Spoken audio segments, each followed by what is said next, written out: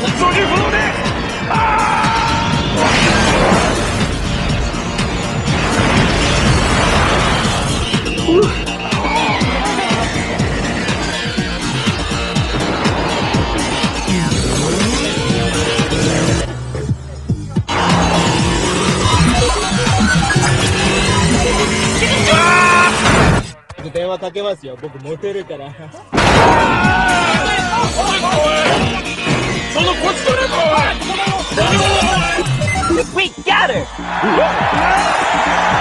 Hi, Randy. Well, hello. It's thinking. This is it. Hey Slayers, and welcome to the final episode of Sega history. Well, at least season 1. Like I said, season 1 is over after this episode. Well, not really, because I have one more episode telling my history with Sega, but season 1 for the most part is over. This is the last episode in season 1, and the series will probably be gone until next year. So if you didn't like the series, this is good news for you. If you liked this series, you're probably sad, but don't worry, it'll be back next year. It just takes a lot of work to work on this series, you know what I'm saying? So this is by far like the series I put the most time and effort into. So this is the final episode. So anyway, I have a lot to go over today, so I'm just gonna immediately start. The Dreamcast is a home video game console released by Sega on November 27th, 1998 in Japan, September 9th, 1999 in North America, and October 14th, 1999 in Europe. It was the first in the 6th generation of video game consoles, preceding Sony's PlayStation 2, Nintendo's GameCube, and Microsoft's Xbox. The Dreamcast was Sega's final home console, marking the end of the company's 18th year in the console market. In contrast to the expensive hardware of the unsuccessful Sega Saturn, the Dreamcast was designed to reduce costs with off-the-shelf components, including a Hitachi SH4 CPU and an NEC Power VR2 GPU. Released in Japan to a subsequent reception, the Dreamcast enjoyed a successful US launch. Backed by a large marketing campaign, but interest in the system steadily declined as Sony built hype for the upcoming PlayStation 2. Sales did not meet Sega's expectations despite several price cuts, and the company continued to incur significant financial losses. After a change in leadership, Sega discontinued the Dreamcast on March 31st, 2001, withdrawing from the console business and restructuring itself as a third-party publisher. In total, 9.13 million Dreamcast units were sold worldwide. And that's the day I truly believe the Sega as we knew and loved died. This is coming from me, not the article. That day right there, March 31st, 2001, is the day the real true Sega officially died. And I know that sounds harsh, but that's the truth. That's the day Sega died. Although the Dreamcast had a short lifespan and limited third-party support, reviewers have considered the console ahead of its time. Its library contains many games considered creative and innovative, including Crazy Taxi, Jet Set Radio, and Shenmue, as well as high-quality ports from Sega's Naomi arcade system board. The Dreamcast was also the first console to include a built-in modem for internet support and online play. History. Released in 1988, the Sega Genesis, known as the Mega Drive in Japan, Europe, and Brazil, was Sega's entry in the fourth generation of video game consoles, selling 30 million units worldwide. The Genesis was the most successful console Sega ever released. The successor to the Genesis, the Sega Saturn, was released in Japan in 1994. The Saturn was a CD-ROM based console that displayed both 2D and 3D computer graphics, but its complex dual CPU architecture made it more difficult to program for than its chief competitor, the Sony PlayStation. Although the Saturn debuted before the PlayStation in both Japan and the United States, its surprise US launch, which came 4 months earlier than originally scheduled, was marred by a lack of distribution, which remained a continuing problem for the system. Moreover, Sega's early release was undermined by Sony's simultaneous announcement that the PlayStation would retail for $299 compared to the Saturn's initial price of $399. Nintendo's long delay in releasing a competing 3D console and the damage done to Sega's reputation by poorly supported add-ons to the Genesis, particularly the Sega 32X, allowed Sony to establish a foothold in the market. The PlayStation was immediately successful in the US, in part due to the massive advertising campaign and strong third-party support engineered by Sony's excellent development tools and liberal $10 licensing fee. Sony's success was further aided by a price war in which Sega lowered the price of the Saturn from $399 to $299 and then from $299 to $199 in order to match the price of the PlayStation. Even though Saturn hardware was more expensive to manufacture and the PlayStation enjoyed a larger software library, losses on the Saturn hardware contributed to Sega's financial problems, which saw the company revenue decline between 1992 and 1995 as part of an industry-wide slowdown. Furthermore, Sega's focus on the Saturn over the Genesis prevented it from fully capitalizing on the continued strength of the 16-bit market. Due to long-standing disagreements with Sega of Japan, Sega of America CEO Tom Kalinske became less interested in his position. On July 16, 1996, Sega announced that Shihoichiro why? I don't know how to pronounce his name at all. Why do Japanese names so hard to pronounce? We're just gonna call him, I don't know, Shio. Had been appointed chairman and CEO of Sega of America, while Kalinske would be leaving Sega after September 30th of that year. Sega also announced that Sega Enterprises co-founder David Rosen and Sega of Japan CEO Nakayama had resigned from their position as chairman and co-chairman of Sega of America. Though both men remained with the company, Bernie Stoller, a former executive at Sony Computer Entertainment of America, was named Sega of America's executive vice president in charge of product development and third-party relations. Stoller did not support the Saturn due to his belief that the hardware was poorly designed and publicly announced at E3 1997 that the Saturn is not our future. After the launch of the Nintendo 64, sales of the Saturn and Sega 32-bit software were sharply reduced. As August 1997, Sony controlled 47% of the console market, Nintendo controlled 40%, and Sega controlled only 12%. Neither price cuts nor high-profile games were proving helpful to the Saturn's success. Due to the Saturn's poor performance in North America, Sega of America laid off 60 of its 200 employees in the fall of 1997. As a result of the company's deteriorating financial situation, Nakayama resigned as president of Sega in January 1998 in favor of Irma Jiri. Stoller would subsequently accede to become CEO and president of Sega of America. Following 5 years of generally declining profits in the fiscal year ending March 31st, 1998, Sega suffered its first parent and consolidated financial loss since its 1988 listing on the Tokyo Stock Exchange. Due to a 54.8% decline in consumer product sales, including a 75.4% decline overseas, the company reported a consolidated net loss of $35.6 billion US. Oh no, that's billion yen. $269 million. Shortly before announcing its financial losses, Sega revealed that it was discontinuing the Saturn in North America with the goal of preparing for the launch of its successor. This decision effectively left the Western market without Sega games for over 1 year. Rumors about the upcoming Dreamcast spread, mainly by Sega itself, leaked to the public before the last Saturn games were released. Development. As early as 1995, reports surfaced that Sega would collaborate with Lockheed Martin, the 3DO company Masachida or Alliance Semiconductor to create a new graphics processor unit, which conflicting accounts said would be used for a 64-bit Saturn II or an add-on peripheral. Development of the Dreamcast was woefully underrated to this rumored project. In light of the Saturn's poor market performance, Iramajiri decided to start looking outside of the company's internal hardware development division to create a new console. In 1997, Iramajiri enlisted the service of IBM's Tetsuo. Dude, I really cannot pronounce Japanese names. To lead an 11-man team to work on a secret hardware project in the United States, which was referred to as Black Belt.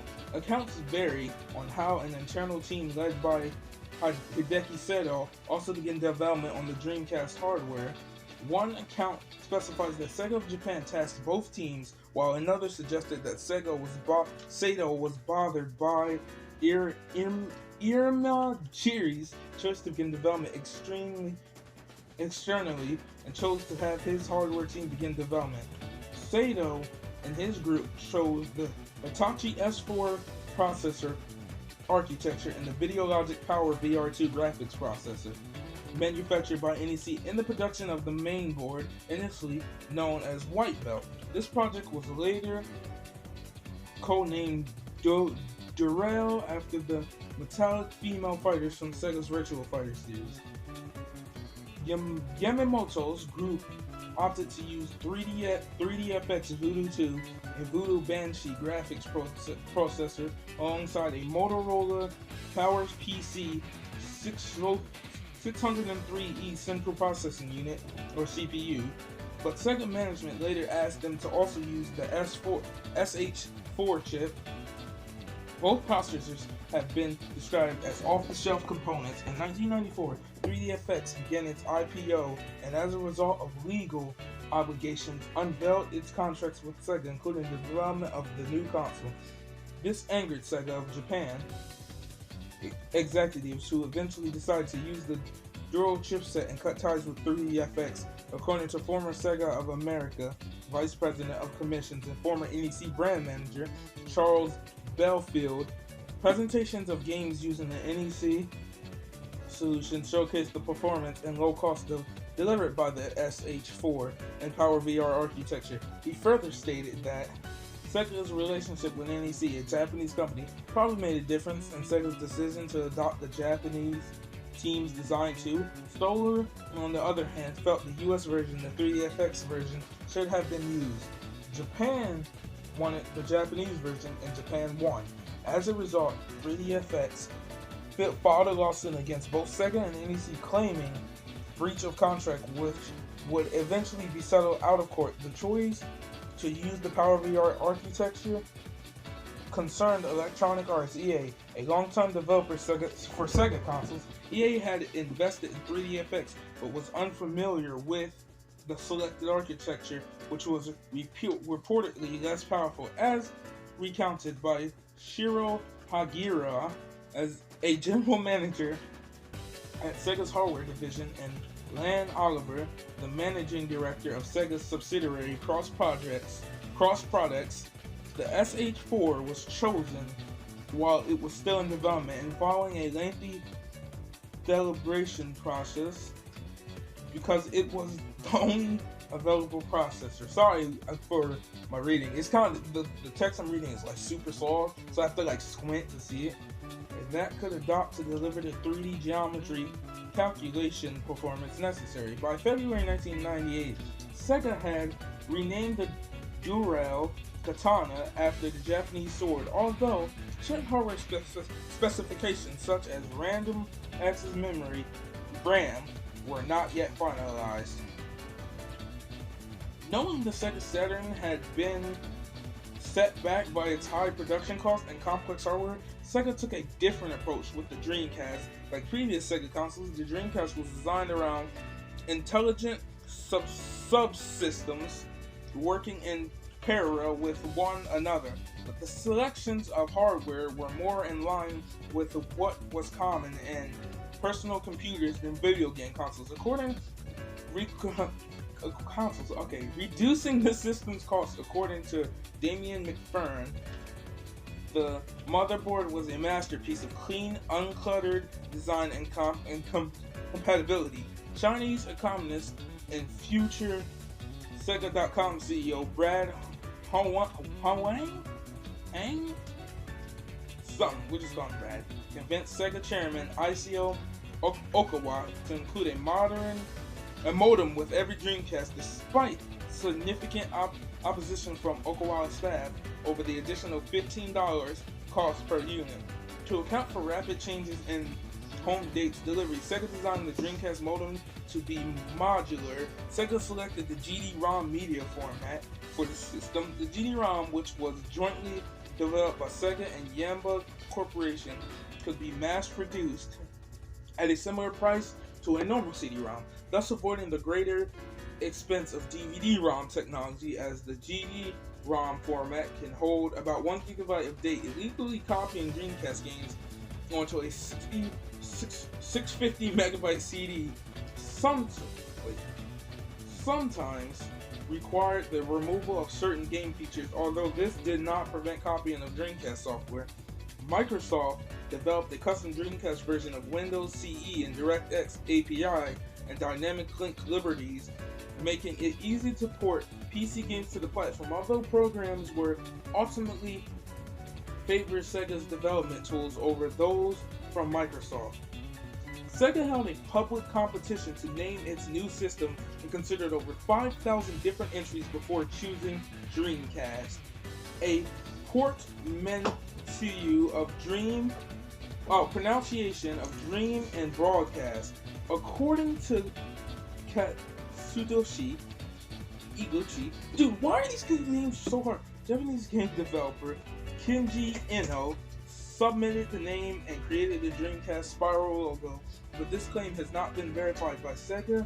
The Dreamcast startup sound was composed by the Japanese musician Ryuichi Sakamoto because the Saturn had tarnished Sega's reputation.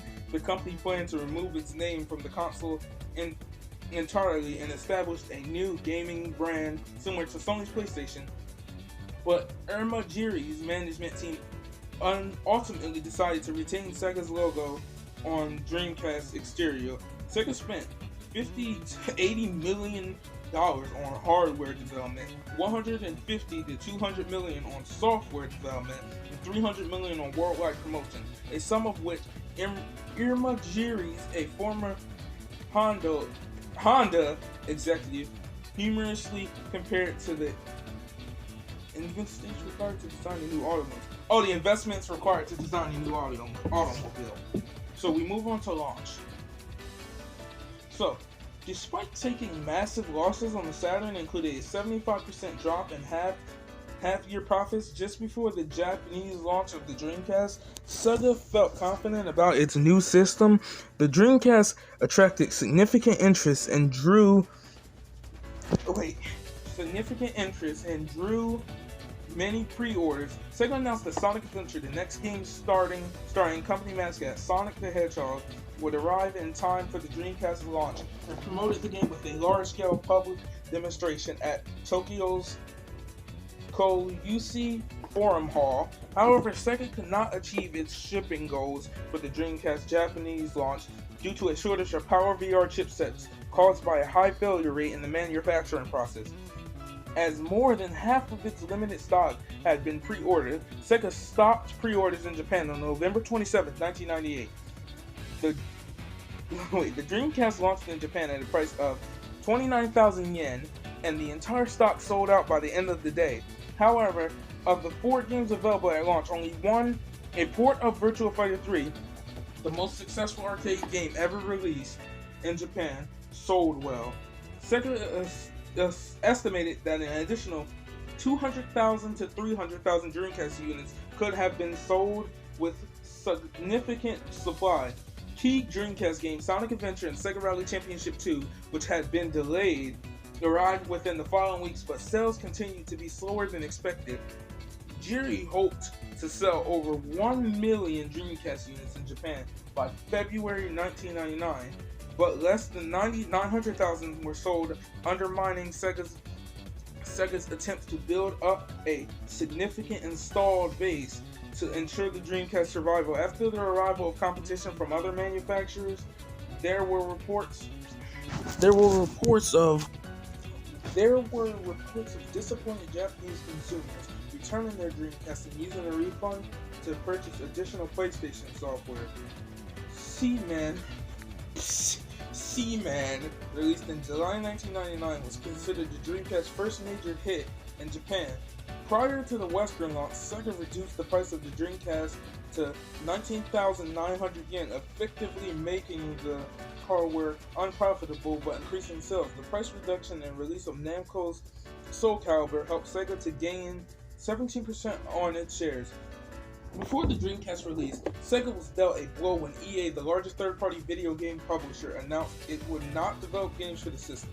EA Chief Creative Officer Ben Gordon said that Sega had flip-flopped on the confrontation over whether to include a modem and picking the then unknown Power VR over an established player like 3DFX. And because the Dreamcast became the system that EA developers least wanted to work on in the history of systems at EA, that was pretty much it.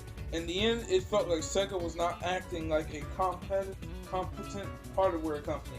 Gordon also claimed Sega couldn't afford to give us EA the same kind of license that EA has had over the last 5 years. Stoller had a different account of the breakdown and negotiations with EA, recalling that EA President Larry Pops specifically wanted exclusive rights to be the only sports brand on Dreamcast, which Stoller could not accept due to Sega's recent $10 million purchase of sports game developer Visual Concepts. While EA's Madden NFL series did have established brand power, Stoller regarded NFL 2K as far superior in providing a breakthrough experience to launch the Dreamcast. While the Dreamcast would have none of EA's popular sports games, Sega sports games developed mainly by Visual Concepts helped to fill the void. Working closely with Midway Games, which developed 4 launch games for the system, and taking advantage of 10 months following the Dreamcast release in Japan of Sega of America, worked to ensure a more successful US launch with a minimum of 15 launch games. Despite lingering bitterness over the Saturn's early release, Stoller successfully managed to repair relations with major US retailers, with whom Sega pre-sold 300,000 Dreamcast units. In addition, a pre-launch promotion enabled consumers to rent the system from Hollywood Video in the month preceding its September launch. Sega of America's Senior Vice President of Marketing, Peter Moore, a fan of the attitude previously associated with Sega's brand, worked with Bootcon and Belding and Access Communications to develop the It's Thinking campaign. It's Thinking, a 15-second television commercial which emphasized the Dreamcast hardware power. According to Moore, we needed to create something that would really intrigue consumers, somewhat apologize for the past, but invoke all the things we loved about Sega, primarily from the Genesis days. On August 11th, Sega of America confirmed that Stoller had been fired, leaving Moore to direct the launch. The Dreamcast launched in North America on September 9th, 1999 at a price of $199, which Sega marketing dubbed $99.99 for $199. 18 launch games were available for the Dreamcast in the US. Sega set a new sales record by selling more than 225,000 Dreamcast units in 24 hours, earning the company $98.4 million in what Moore called the biggest 24 hours in entertainment retail history. Within 2 weeks, Sega US Dreamcast sales exceeded 500,000. By Christmas, Sega held 31% of the North American video game market share. Significantly launched games included Soul Calibur, an arcade fighting game graphically enhanced for other systems, and went on to sell 1 million units in Visual Concepts, which we now know as 2K, high-quality football simulation NFL 2K. On November 4th, Sega announced it had sold over 1 million Dreamcast units. Nevertheless, the launch was marred by a glitch at one of Sega's manufacturing plants, which produced defective GD-ROMs. Sega released the Dreamcast in Europe on October 4th, 1999 at a price of, I don't know how to say that, pounds, I think that is? Yeah, pounds, 200 pounds. By November 24th, 400,000 consoles had been sold in Europe. By Christmas of 1999, Sega of Europe reported selling 500,000 units, placing it 6 months ahead of schedule. Sales did not continue at this pace, and by October 2000, Sega had sold only about 1 million units in Europe. As part of Sega's promotions of the Dreamcast in Europe, the company sponsored 4 European football clubs: Arsenal FS England, AS Saint, and I can't pronounce that, France, UC Sampdoria, Italy, and Deportivo de la Coruña, Spain. I'm sorry if you're from any of those countries and you're upset because I couldn't pronounce soccer teams right. I'm so sorry. Or football as you guys call it. I'm sorry. So, we're on to the final paragraph here. Decline. So, on May 22nd, 2000, Okawa replaced Irimajiri as president of Sega. Okawa had long advocated that Sega abandon the console business. His sentiments were not unique. Sega co-founder David Rosen had always felt it was a bit of a folly for them to be limiting their potential to Sega hardware. Stoller had previously suggested Sega should have sold their company to Microsoft. No!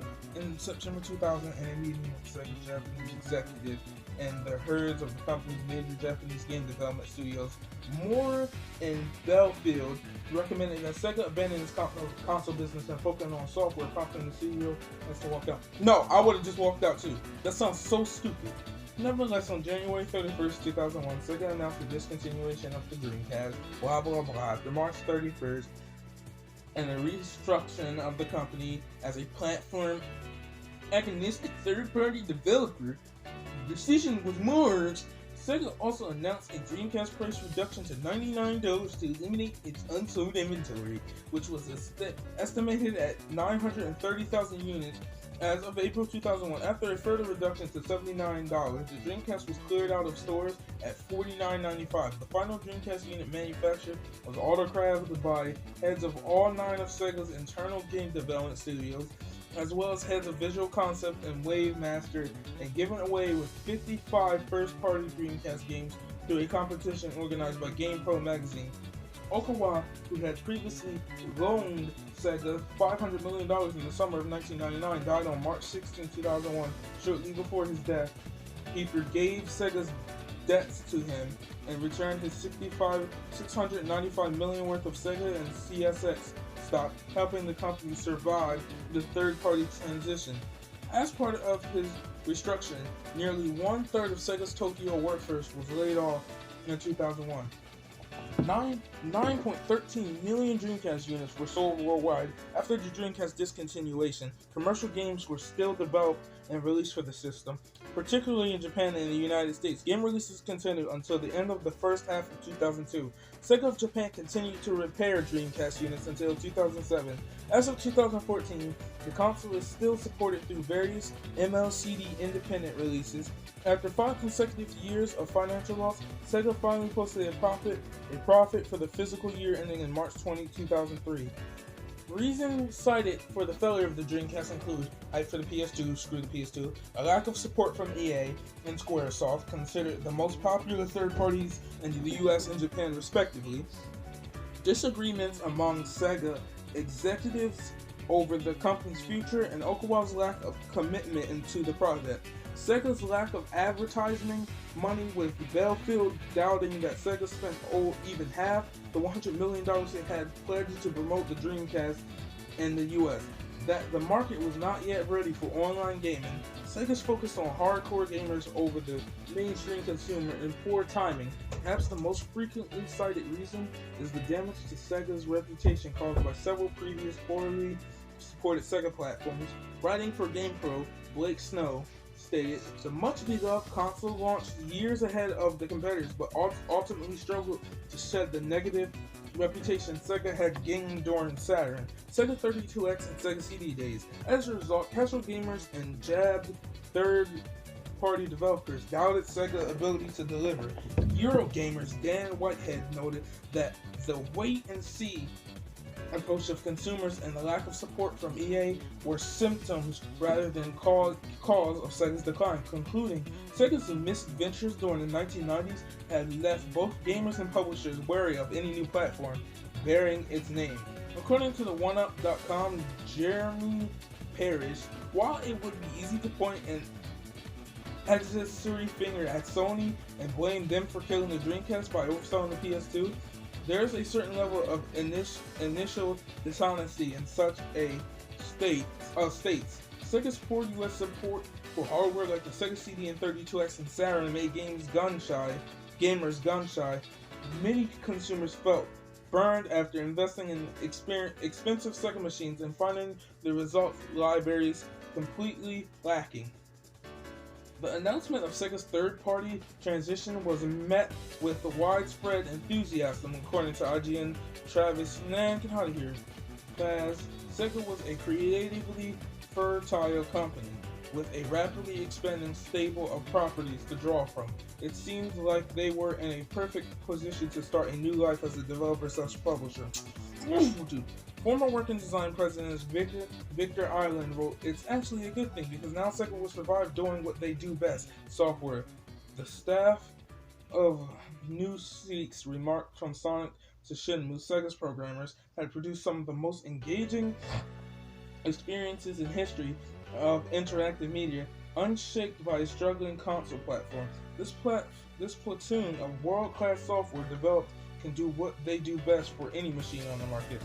Rosen predicted they have the potential to catch Electronic Arts Game Informer commenting on Sega's tendency to produce underappreciated cult classics, stated, "Let us rejoice in the fact that Sega is making games equally among the current consoles. Crops so that history will not repeat itself." No, dude! So that's the end of the Dreamcast story, and as you can tell reading that, I'm not too happy. Dude, Sega should come back to the console market. I don't care what anybody said. I don't care. I will wait for years and years on end until Sega makes a new console. Because they're my favorite video game company. They will forever be my favorite video game company. And while those guys, the magazine people, oh, Sega got better when they stopped making consoles. No. To me, Sega truly got worse. And all those people saying, oh, Sega's classics can be expanded to all other consoles. Well, guess what? The moment Sega dropped consoles, they didn't make any more cult classics. They stopped making all their series and only made Sonic the Hedgehog. There's no forgiving them for that. I will forever say this, and truly believe this. First off, one of the things I will always say is the Sega community is split in two. It will forever be the true Sega fans and then the Sonic the Hedgehog fans. And number two, the day Sega truly died was the day the Dreamcast was discontinued. But anyway, that's going to do it for technically the Sega History series. Until next week, join me for the final episode in season 1, my history with Sega. But that's the true end of the series. So if you don't care about my history with Sega, this is the end of season 1 for you. Now, I am going to say this. Season 2 is probably not coming until next year. Or later this year. And by later this year, I mean November, December. But Season 2 is definitely probably not coming the next year. So, I don't know what I'm going to actually replace this series with. So if you have any idea what I should replace this series with, be sure to let me know, because I would be excited to replace this series with something. Because, dude, this series is hard to work. This was the hardest series I ever worked on, and I really hope you all enjoyed this series, because I enjoyed making it. It was hard, but I enjoyed making it. But it'll get here when we come back for season 2. It'll actually be a lot easier to make it, because I'll just be talking about like individual games, and those are easy to talk about. But anyway, until next time, see you, Slayers.